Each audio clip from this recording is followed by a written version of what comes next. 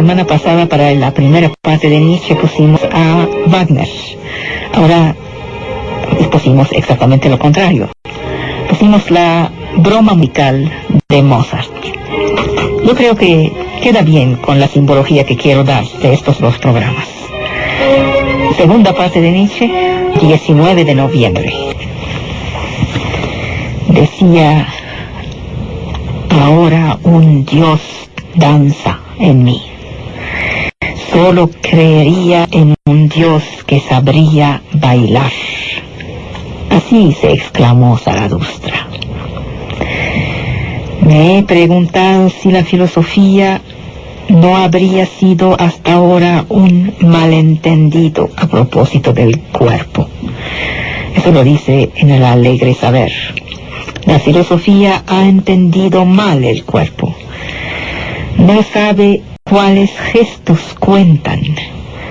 El pensamiento se asusta del cuerpo. Una lección que debemos a los griegos. Los griegos eran superficiales por profundidad. Nietzsche se niega a considerar el pensamiento como fuera de la cultura en el cual tiene sentido. La estética que sostiene los gestos jamás es accesoria. El pensamiento sale de un cierto lugar, es decir, la circunstancia. El pensamiento del lado, el cuerpo del otro, es algo ilusorio, es una oposición fácil. Es el primer malentendido del pensamiento occidental frente al cuerpo. Todas las ficciones de la metafísica, el yo, el alma, el mundo verdadero, la causa, vienen del hecho que la filosofía rechazó el cuerpo. Vienen del hecho de que Platón corrió a los poetas de la ciudad.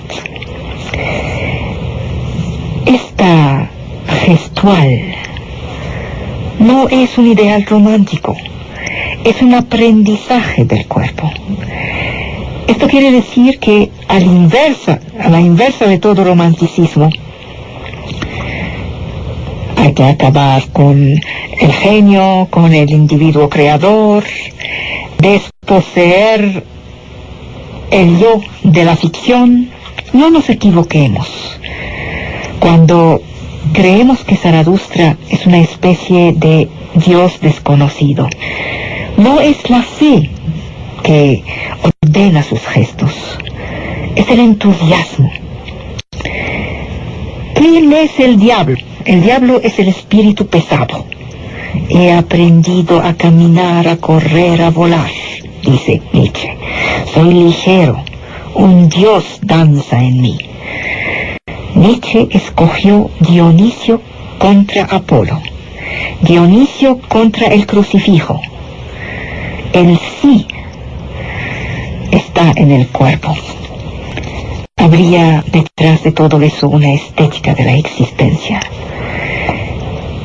Nietzsche hubiera podido ser atirado por la estética germánica de Wagner.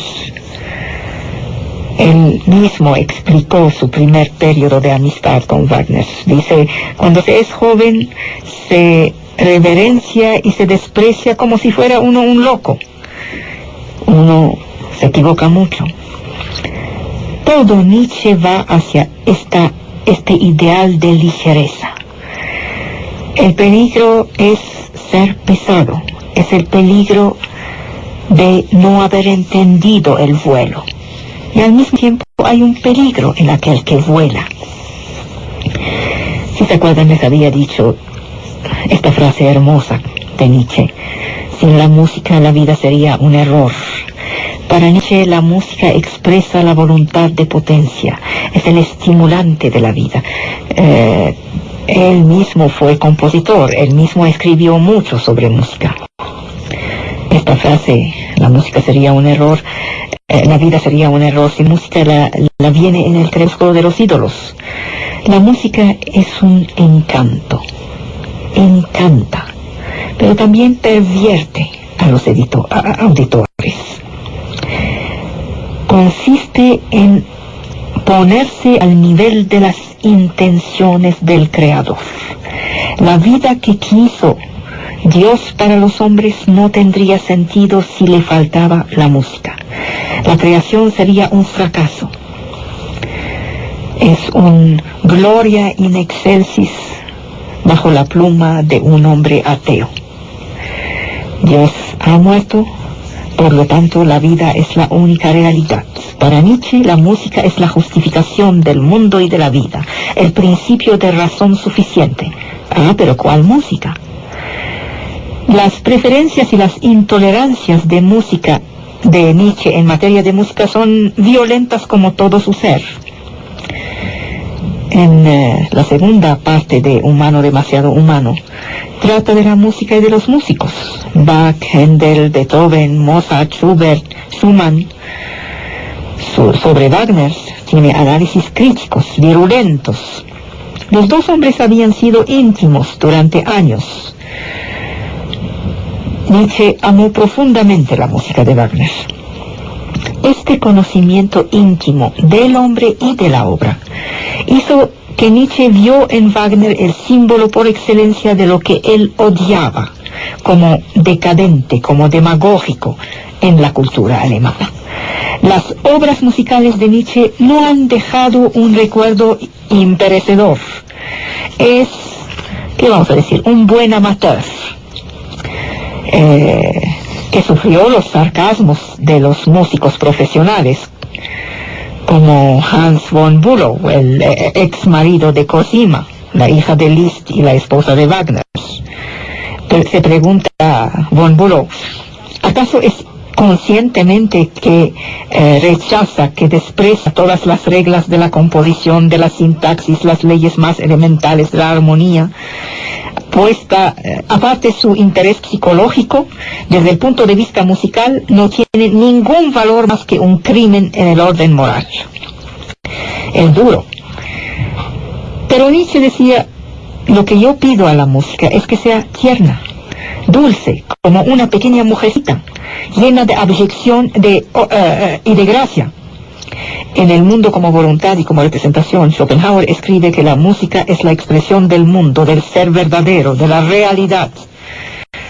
Es la reproducción inmediata de la voluntad. Nos da lo que precede a toda forma. Nietzsche dirá exactamente lo contrario. La música puede ser la traducción de la negación de la vida. Es lo que explica el combate parcial, injusto y excesivo contra Wagner. Nietzsche se opone al resentimiento, a la moral, a la negación del cuerpo y de la vida, a la renuncia. Aún su gravedad respira dulzura, no terror. Y es lo que encuentra en Mozart, por eso les puse Mozart. ¿Conocen esta frase de Nietzsche? La oreja es el órgano del temor. Es terrible. Esta cita se encuentra en Aurora. En la noche y la penumbra de los bosques y de las cavernas obscuras, la oreja es el órgano del temor. Ha podido desarrollarse según la manera de vivir de la edad del temor. Cuando el tiempo es claro, la oreja es mucho menos necesaria. De ahí la música es el arte de la noche y de la penumbra. Freud cuenta que el primer hombre abordaba el mundo sobre un modo exclusivamente olfático y auditivo. El animal que aún no es hombre, el hombre que sigue siendo animal, escucha, tiende la oreja. El músico procede de este depredador. Tener oreja, saber escuchar equivale a sobrevivir. Más tarde los filósofos fabricaron el orden intelectual, los 5 sentidos, diversamente honrados. Aquellos que recuerdan demasiado al animal están abajo. Aquellos que subrayan la proximidad de la bestia están abajo, son desconsiderados a provecho de la vista. La vista sí es digna porque es humana. La bipedía libera las manos, permite el florecimiento del neocórtex, el desarrollo del sistema nervioso. la vista se desarrolla, se afina el ojo, que induce la regresión de la oreja. Mejor se ve, menos se necesita escuchar. Es la paradoja del ciego, que muestra el oído excesivo de los ciegos. Entonces, dice Nietzsche, los hombres se han vuelto sordos. Los ruidos salvajes se han vuelto sonidos culturales. Los ruidos de la tormenta prehistórica son precursores del sacro de la primavera, por ejemplo. En el origen de toda música se encuentran los gritos, los quejidos, los eructos, los ruidos naturales. A partir del momento en que los hombres imitan la naturaleza, crean música. La oreja se vuelve cada vez más espesa, se intelectualiza la música.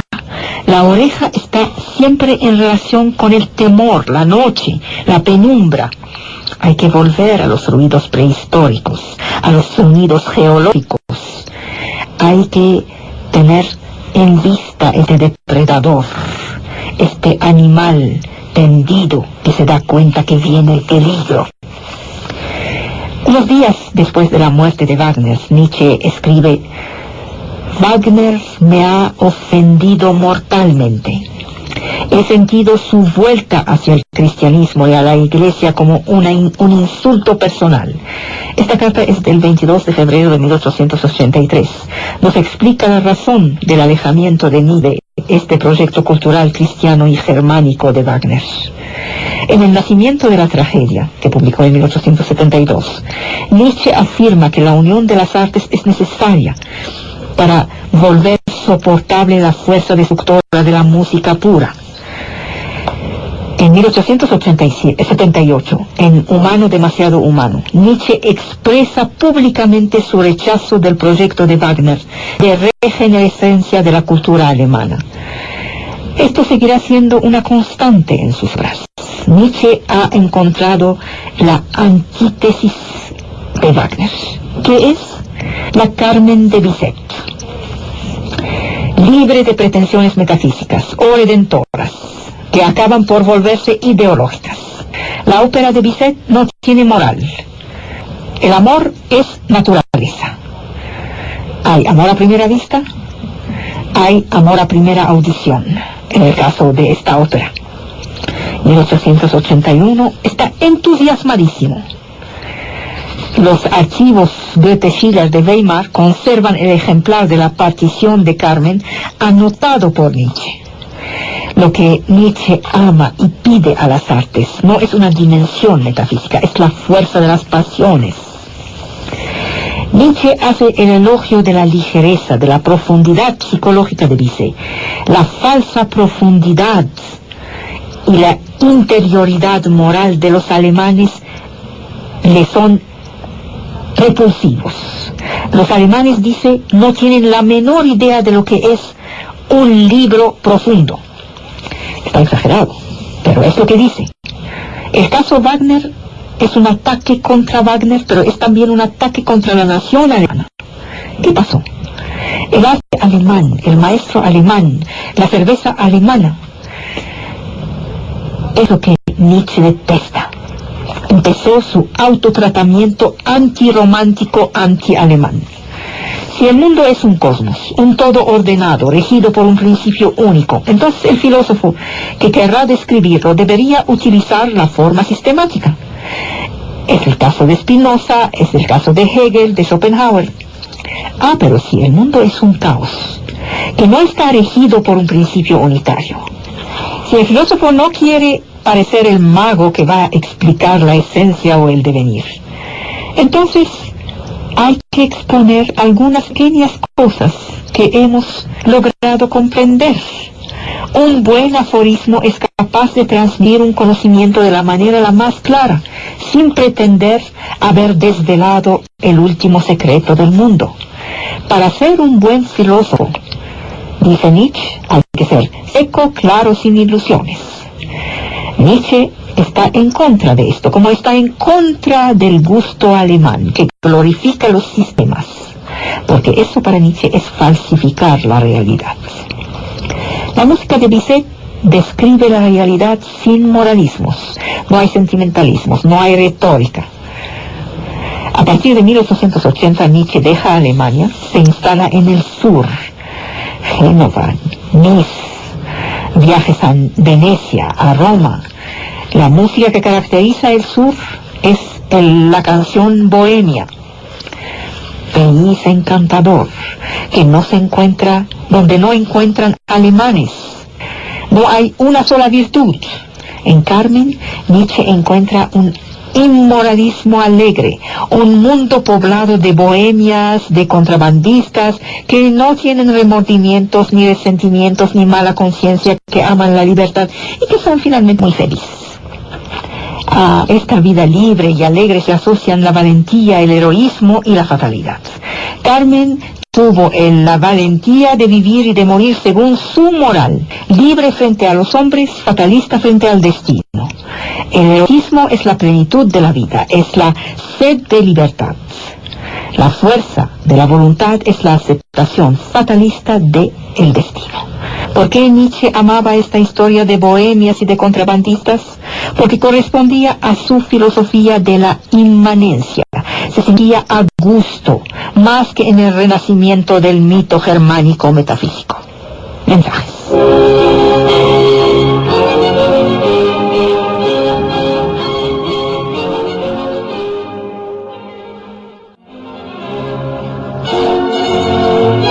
El gusto y el disgusto intervienen sin cesar en el pensamiento de Nietzsche, como unas formas de evaluación de los fenómenos religioso, artístico, filosófico, de la cultura de una época. Frente a los idealismos, las posturas intelectuales o las maneras vulgares y bajas de pensar, el concepto, el argumento son impotentes. Y entonces Nietzsche dice qué poner en lugar del concepto y del argumento. Pues el gusto del cual habla Baltasar Gracián, por ejemplo, es a la vez una ética de vida y una estética. Se aplica a las experiencias del arte, a las formas de la existencia. Es el gusto, no lo útil, que da el valor. Esta facultad debe ser rehabilitada. Nuestro gusto decide contra el cristianismo, escribe. Es a nosotros, pensadores, que pertenece el derecho de fijar el buen gusto. Es una proposición muy arrogante. Salvo Kant y Wittgenstein, el pensamiento filosófico manifestó una aversión franca hacia todo lo que se llama buen gusto. Es una facultad de discriminación que disuelve el análisis. Los filósofos no aman hablar del gusto, bueno o malo. El gusto es el peso, es la báscula, dice Nietzsche. Vivir sin evaluación personal en el nombre de la objetividad y de la neutralidad es absoluta ceguera. Es una voluntad de sobrellevar lo subjetivo de la vida. El gusto es subjetivo. ¡Qué bien! Eso no es un sentimentalismo arbitrario. Quien dice gusto, explica Nietzsche, dice interpretación, evaluación, conflicto, por lo tanto, energía, fuerza y poder. Evaluar es determinar el valor de un fenómeno en función de un orden jerárquico que compromete la totalidad de aquel que está evaluando. Nietzsche es el único filósofo que se atrevió a afirmar que la cuestión de la verdad puede ser secundaria en relación con la cuestión del valor. Es una preeminencia de la evaluación que hace del valor la condición de la conservación de la vida. En una época como la nuestra, que tiene horror de toda idea de discriminación jerárquica de las formas de cultura, esto puede aparecer como escandaloso. Habermas critica el irracionalismo de Nietzsche. Dice que la idea descansa sobre una confusión. Hay una oposición entre irracionalidad subjetiva del gusto y la lógica, dice Habermas. Pero Nietzsche hizo prueba en esta oposición de mucha lucidez, rigor, coherencia. excluye toda argumentación, toda lógica. Esto justifica su evaluación. Este desprecio aristocrático de la lógica hace de la evaluación y del gusto una prioridad antes del análisis lógico. Lo pone en segundo nivel. Él establece la validez del juicio de valor. Hay que reducir al silencio los argumentos, dice Nietzsche, para justificar todas las formas de relativismo, dicen los que no han entendido a Nietzsche. Nietzsche veía en alguien como Baudelaire un decadente. También veía un decadente en Wagner o en el pintor Delacroix. El nombre de Baudelaire aparece en El crepúsculo de los ídolos 2 veces. También en la carta de 88. Es un personaje bizarro, casi loco. Él dice, hay un personaje que es autor de Las flores del mal, que es un loco, un libertino, un místico, un satánico. Nietzsche leyó Baudelaire en Las flores del mal, luego en las obras póstumas. Y a partir de ahí sacó toda una teoría de la decadencia, que dice lo siguiente: una civilización material avanzada en la cual el hombre se aleja de la naturaleza, conduce a un desacuerdo entre el hombre y el medio. De ahí resulta una crisis moral que produce el aburrimiento, la melancolía, el asco, y lleva al pesimismo. Schopenhauer y Baudelaire se encuentran entre los representantes típicos de este espíritu de negación de la vida que oscurece la civilización occidental. La sociedad es un organismo que, como todos los organismos, solo puede funcionar si la energía de los diferentes escalones sigue subordinada al conjunto. Si no, hay anarquía y decadencia. Un estilo de decadencia es aquel donde la unidad del libro se descompone para dejar en su lugar la independencia de la página, o la página se descompone para dejar el lugar a la independencia de la frase, y la frase para dejar el lugar a la independencia de la palabra. Baudelaire aparece a Nietzsche como un representante típico del alma moderna, un descendiente del romanticismo, un decadente. Más allá del bien y del mal, Nietzsche dice que Francia es el sitio de la civilización europea la más espiritual, la más refinada, la gran escuela del gusto. Esta Francia del espíritu es también una Francia del pesimismo. 3 temas, dice Nietzsche, fundan la superioridad de Francia: su amor del arte por el arte, su culto de los moralistas como Stendhal y su gusto por la música como Bizet. Francia sigue siendo un país superior, dice Nietzsche, a pesar de una tendencia a ser canallas. Nietzsche enumera los espíritus superiores. Entre estos viene Montaigne, viene Stendhal. Schopenhauer dice, lo leen más en Francia que en Alemania. Tienen más el culto de Heine en Francia. Además, Heine emigró a París. Baudelaire es un hombre de un gusto corrompido, pero muy preciso, seguro de sí mismo. Ha sido el primer a la teoría.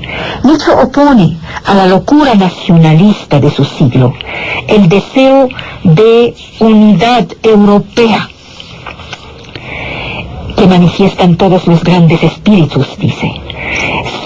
Pienso en hombres como Napoleón, Goethe, Beethoven, Stendhal, Heine, Schopenhauer. Hay extractos abundantes de Tolstoy en la obra de Nietzsche, de los Goncourt, de Benjamin Constant, de Dostoyevsky, de Renaud. Tenía gusto por el pesimismo literario. Tenía ideas y juicios sobre la prensa, sobre la democracia, sobre la necesidad de golpear a las mujeres, sobre la soledad del hombre de genio, el genio, sobre la mala fe de los juicios morales. Decía, mi preocupación la más íntima siempre ha sido el problema de la decadencia. Soy un decadente y soy también el contrario de un decadente. Los románticos Son esta raza de artistas de altos vuelos, de alta ambición, con un fondo de enfermedad y algo congenitalmente incurable. Son fanáticos de la expresión y virtuosos. Hay en Nietzsche toda una ética de la apariencia. Ah, estos griegos, cómo sabían vivir. Esto exige la resolución de seguir siendo en la superficie, en la epidermis, adorar la apariencia, la forma. Estos griegos eran superficiales por profundidad. Eso lo dice en el Alegre Saber. Uno de los centros de gravedad del pensamiento nietzscheano, de los más importantes centros de gravedad de este pensamiento, es la relación con Grecia. Es un elogio no de la superficialidad, sino de alguna ligereza. Rechaza lo que él llama los ideales. Este cuestionamiento radical del idealismo occidental. Su oposición entre el mundo de la realidad y el de las esencias superiores. Este antiplatonismo que niega la existencia de otro mundo. No deja a Nietzsche otra latitud que tomar el partido de la apariencia. Critica el conocimiento, denuncia un cierto uso de la razón, le opone otro conocimiento superior de naturaleza poética, diferencia entre el estatuto de las verdades prácticas de aquellas verdades de la ciencia y de las técnicas que se miden por su eficacia, a la inversa de una pretendida profundidad que solo lleva al vacío. Él quiere respetar el misterio de las cosas. Él está muy en contra de la violencia, de la vulgaridad positivista. Considera el positivismo como un mal gusto que traduce nuestra necesidad de tener la verdad a toda costa. Dice, no creemos que la verdad sigue siendo verdad sin sus velos. La decencia es de no querer ver todo desnudo, no asistir a todo, no buscar a todo, de comprenderlo todo, saberlo todo. Y llama a otro conocimiento por medio de la belleza. Da su valor al misterio de las cosas. Hay para Nietzsche una identidad entre lo bello y lo verdadero. Hay una revuelta estética que hace jugar a la belleza el papel de moral fundadora. Existen unas declaraciones recurrentes en Nietzsche sobre la mentira de la vida y los errores necesarios a la existencia. Existe un elogio de la mentira. Nietzsche afirma que tenemos a veces necesidad de una ceguera pasajera para vivir y que todo lo que es profundo ama la máscara. La máscara es siempre más verdadera, dice, y más moral que la realidad. La verdad no puede ser alcanzada por la razón, reside en la apariencia. Solo podemos acercarnos a ella con tacto. Entienden ahora por qué está tan de moda Nietzsche entre algunos mexicanos. Él habla de la ética de un hombre que se inventa sin cesar a sí mismo, que transforma su vida en una perpetua obra de arte. En Nietzsche hay una inversión de casi todos los valores, una autocreación trágica de sus propios valores, una reevaluación de la moral aristocrática. En el seno de una sociedad prosaica, él lanza sus propios valores en frente del mundo. Hay que recordar que Nietzsche fue uno de los grandes maestros, de los grandes prosistas alemanes. Para él, la elegancia es un verdadero principio de probidad, que es fundador de todos los comportamientos. La elegancia es el valor creador de la ética. No hacer nada, no ser útil, esta es su rebeldía. Su revuelta es una revuelta del no sentido, del sinsentido. Y ahí está su desesperanza. Es lo que falta al entendimiento que se tiene de Nietzsche. Vino la hermana de Nietzsche y lo manipuló y permitió que el nacionalsocialismo lo manipulara y lo desnaturalizara. Y es de ahí que viene esa vulgar falsedad de un Nietzsche puesto al servicio de las teorías nazis, de las teorías racistas. Vamos a ir a unos mensajes y luego vuelvo con este tema muy doloroso de la falsa comprensión de un gran espíritu.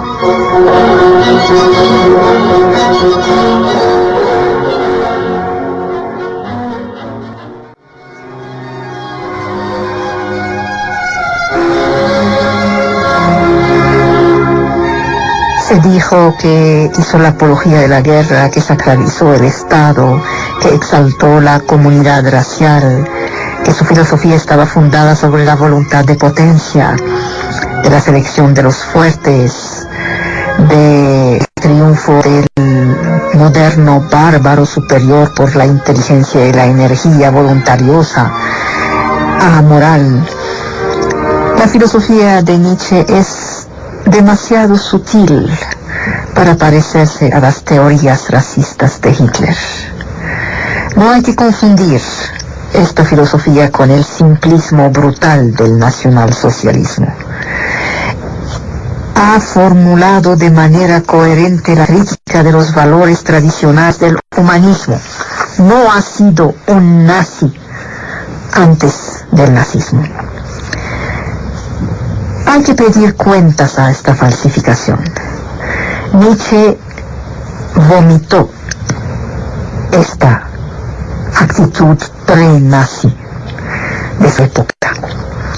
De haber vivido en tiempo de los nazis, hubiera rechazado esta caricatura de sobrehombre encarnada en los SS. Estas acusaciones que hicieron contra él inmediatamente después del final de la guerra tienen como referencia una obra, La voluntad de potencia.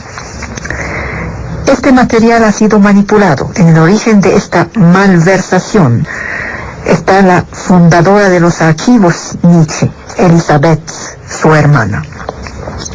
En la biografía que consagra a su hermano, en 1904, Elisabeth Foster Nietzsche presenta su filosofía y su concepción del mundo, que no es la del filósofo. Su concepción fundamental del mundo no es la de Darwin, la idea de una lucha necesaria para la sobrevivencia.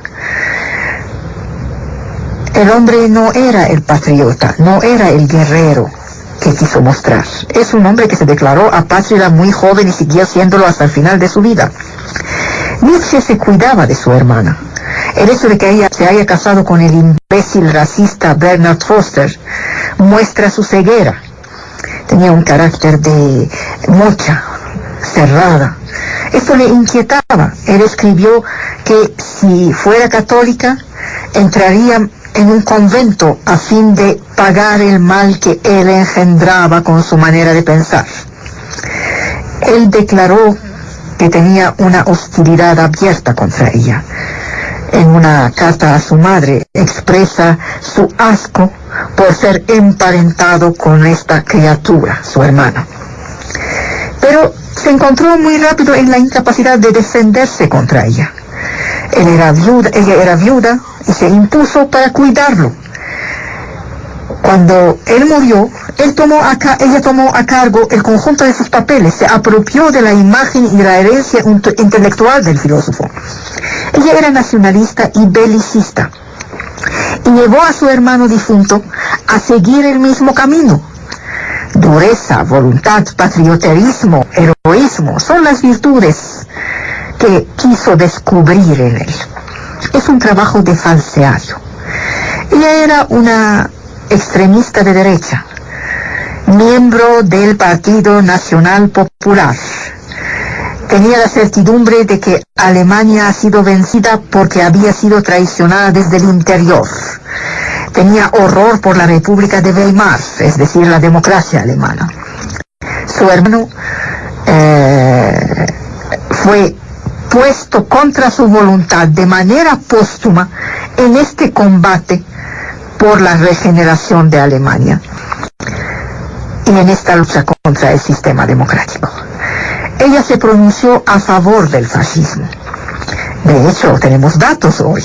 El duque Mussolini ofreció una suma de 20.000 liras a la institución que ella dirigía para agradecerle, y ella le mandó otros agradecimientos y dijo: Italia ha sido siempre el país preferido de mi hermano, pero así lo ha sido, pero de otra manera que ella lo quiso decir. En los archivos todo mundo era nazi. Ella misma, como les dije, era nacional populista. Esta relación de Elisabeth con la extrema derecha, y particularmente con los nazis, llevó al culto de Nietzsche pervertido por la propaganda alemana. Varios dirigentes nazis hicieron a Elisabeth el honor de ser entre sus huéspedes. Elisabeth muere en 89.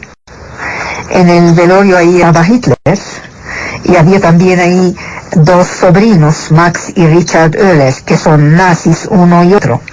Richard escribía artículos y libros celebrando el patriota alemán Nietzsche, su combate cultural contra el bolchevismo mundial, y Max tomó la dirección de los archivos.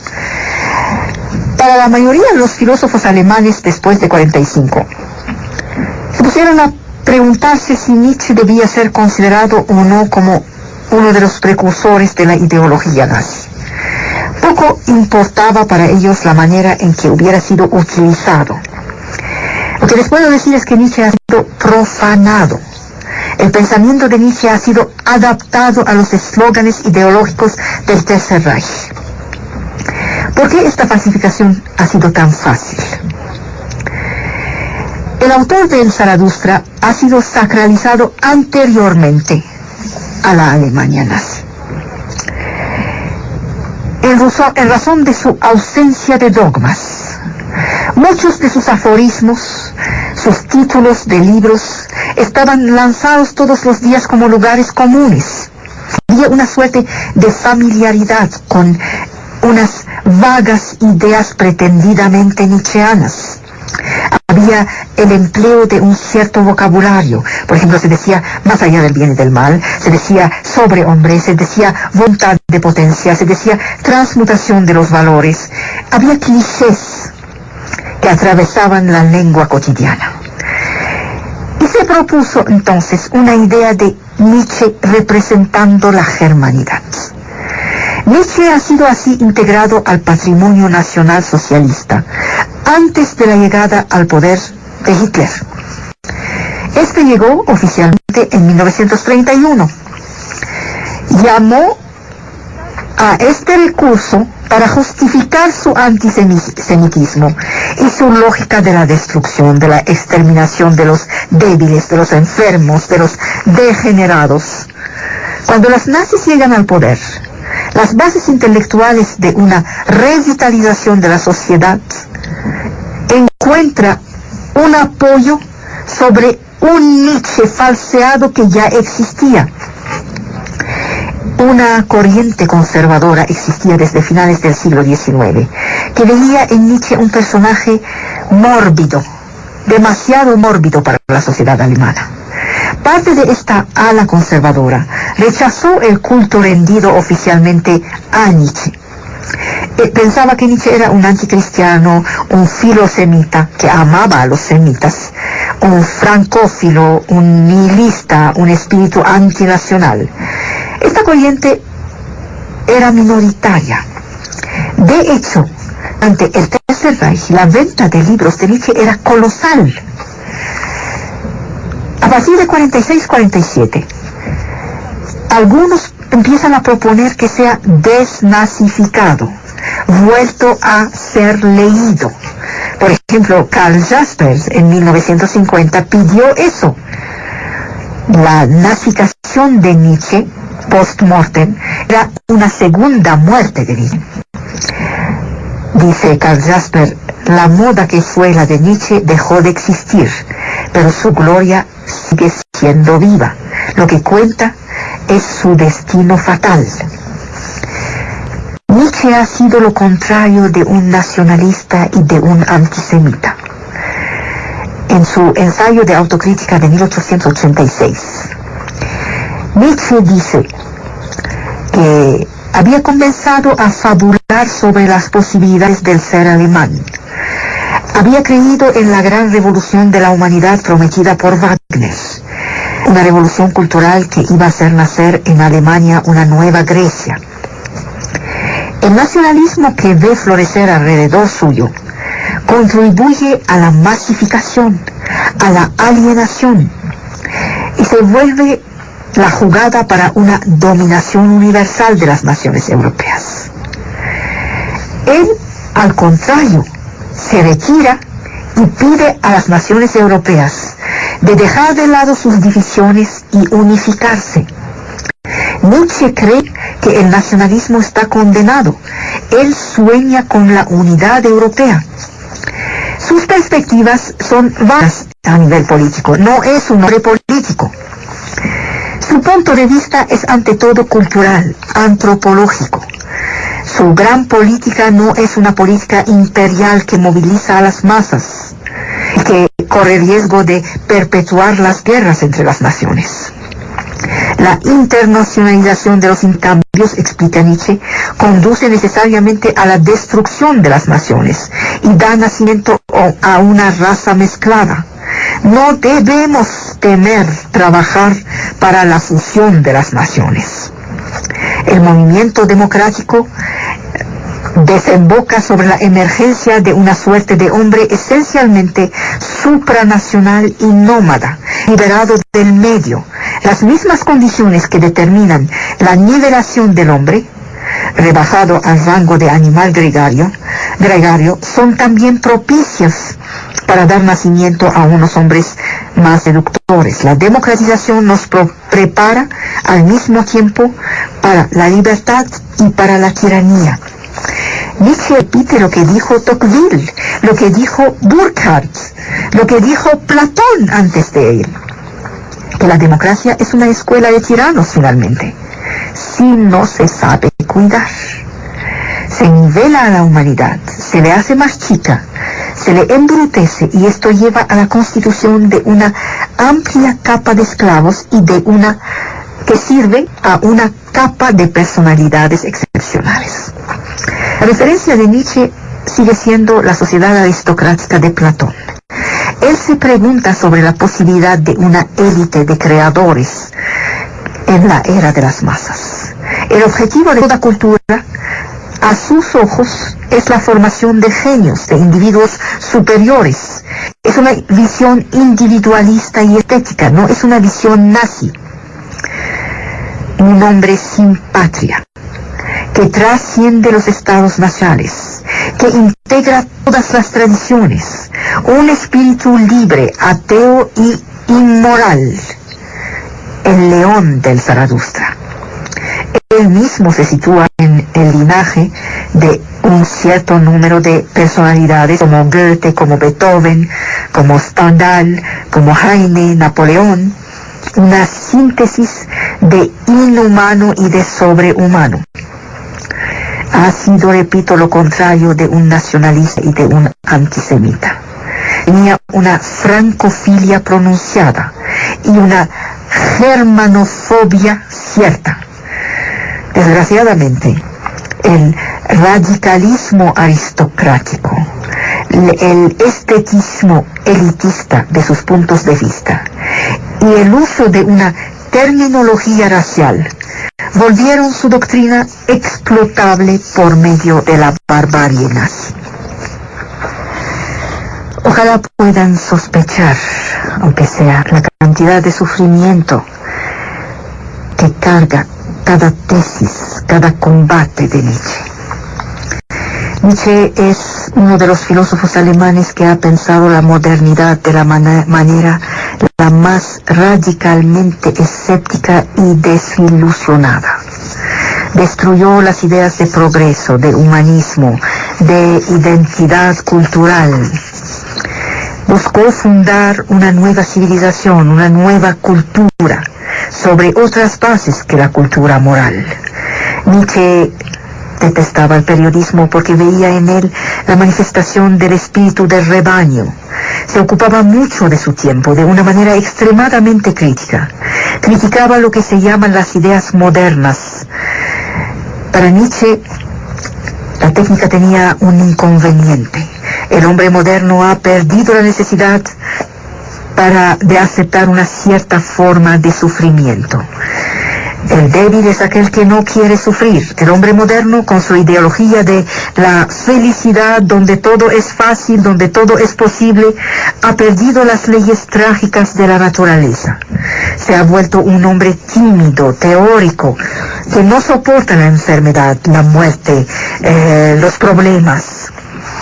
Nietzsche decía, estar enfermo ya es una forma de resentimiento. Y es una frase terrible en la boca de un filósofo que ha sido enfermo, que luchó contra toda forma de resentimiento. Ha sido poco leído en vida. De hecho, él nunca buscó a los lectores. Estos lectores deben tomar su tiempo, saber, conocer el secreto de leer entre las líneas. Leer Nietzsche hoy es no ser de hoy, es escapar a las potencias del tiempo. Zaratustra habla a todos, pero no se dirige a nadie. Leer es suspender durante un tiempo, la carrera del tiempo. En una época que ya no lee, que se contenta de recorrer los grandes títulos de la actualidad, leer a Nietzsche es resistencia.